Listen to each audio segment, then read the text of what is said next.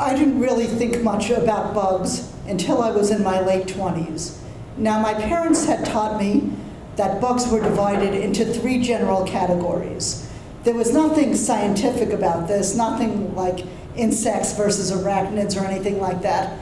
It was entirely pragmatic. The smallest category were the violent, disgusting ones that should be killed on sight, epitomized by cockroaches. I was also told that one never really needed to worry about them because they only lived in the homes of people who kept a really filthy house or lived in Brooklyn. The second category were the merely annoying. Those were things like moths that got into the closets or mosquitoes, and they could be handled with various types of smelly repellents like mothballs or insect repellent.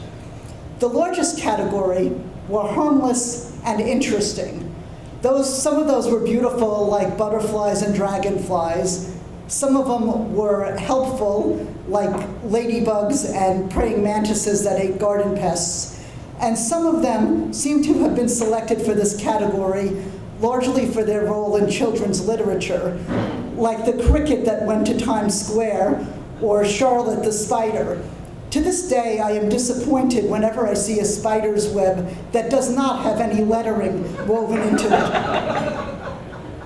None of those categories seem to really have a place, however, for ants.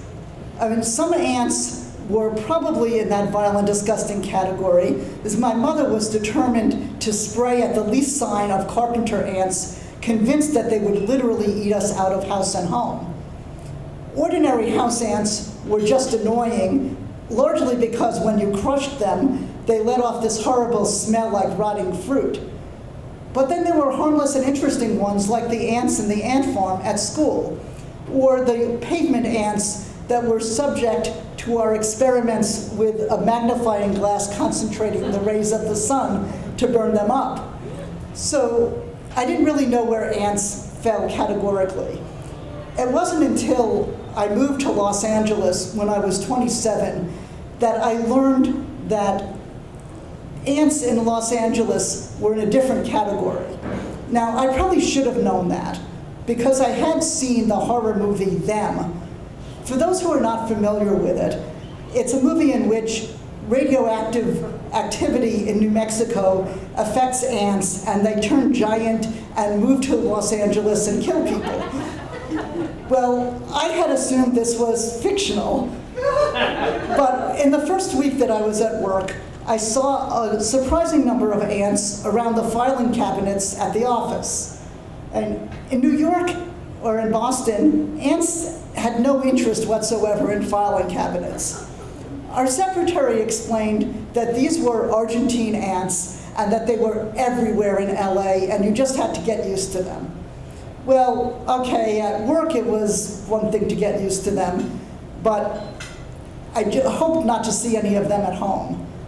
Well, I was wrong. It was only maybe a month later that I came home and I saw a couple of ants over by the window. Now, my apartment had a window that was right by the kitchen and led directly to the outside, to a hallway, an outside hallway.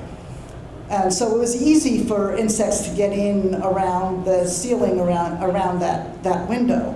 Well, I killed those ants, but the next day, there were twice as many ants there. And each day, as I came home, there were more and more ants. It was a geometric progression, and I knew how that worked. In a month, you'd have 2 to the 30th ants, which was a lot of ants. It went on and on and on, and there was nothing, it just didn't seem like there was anything that I could do about them. Well, I mostly tried ignoring them, and then I saw the ants had started moving away from just the window, and they'd started moving into the kitchen itself. At first, there was a line that was moving to the sink, and that was fairly easy to deal with because I just turned on the hot water and let them go down the drain and ran the garbage disposal a bunch for good luck. But then they started actually going and walking all the way around to the refrigerator, which seemed really, really strange because at that point they disappeared. I didn't use a lot of frozen foods, so it wasn't until one day when I wanted to make a mixed drink to stop thinking about the ants that I opened the freezer. The seal on the freezer was not as tight as it might be. The entire freezer was filled with frozen antsicles. Well, I brushed them out, but I realized I was going to have to find a better solution. That old-fashioned magnifying glass was out because there wasn't like there was a source of sun, and it was too much risk of burning down my whole apartment in the process. Well, I went to the store and I went to the pest control section, and I did what any sane person would do. I read labels.